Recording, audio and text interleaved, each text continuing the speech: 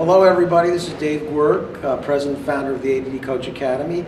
We are selecting a few of our coaches that are doing outstanding work in the world of ADHD, and today we have Jeff Copper, who's a graduate of the Academy and owner of Attention Talk Radio, a wonderful platform for internet radio and sharing a great message and platform for ADHD. So Jeff, first of all, you're a graduate of the Academy. Yes, I am. And before we get into the ATR stuff, tell me, what did the Academy do for you in terms of your training? How did that help you? Well, one of the things that was interesting to me is when I decided I wanted to become a coach, you know, David, I jumped in, I really wanted to get the real good foundation. So I actually enrolled in ADCA and Coaches Training Institute at the same time and hired a mentor coach at the same time. And I have to tell you, while the CTI experience taught me how to be a coach, really ADCA was really very much a differentiator that really helped me coach those with ADHD, because there are some very different things among those models, and the ADCA, the learnings there really prepared me.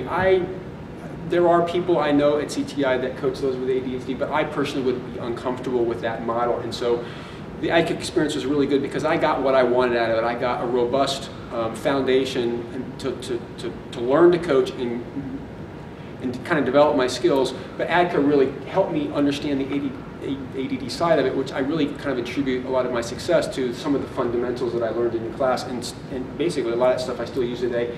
And interestingly enough, I actually use some of those fundamentals on non-ADD clients.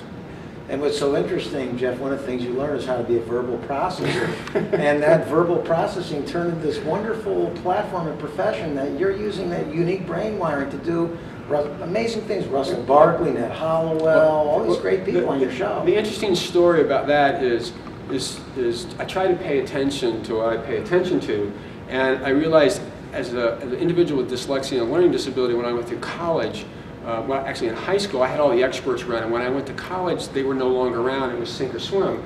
And I remember my first semester, I was taking sociology of sport, and very reading intensive, and we had to do our first research paper, and I was overwhelmed with the thought and the notion of spending hours in the library.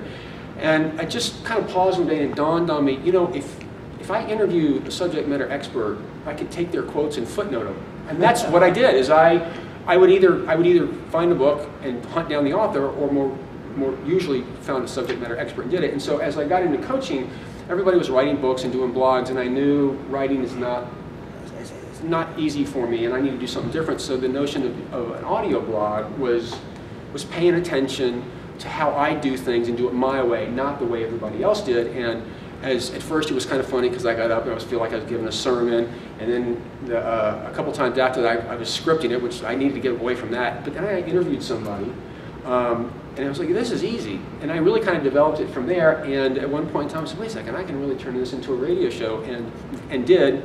And as a result of it, the cool lesson here is I did it my way. I paid attention to how I do it, which is not the same way everybody else does it, but just like when I was in college, I overcame the belief that I had to go to the library and spend hours.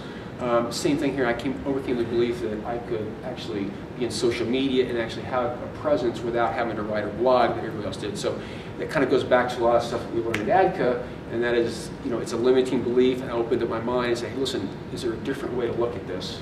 I paid attention to it differently, and this show has been absolutely amazing because I didn't necessarily plan it, but it just keeps unfolding and getting more and more excited every day. And a lot, I have to tell you, I appreciate your support and being a catalyst to kind of make that happen, because it's just growing and it's just fun to see what's happening in the world of ADHD.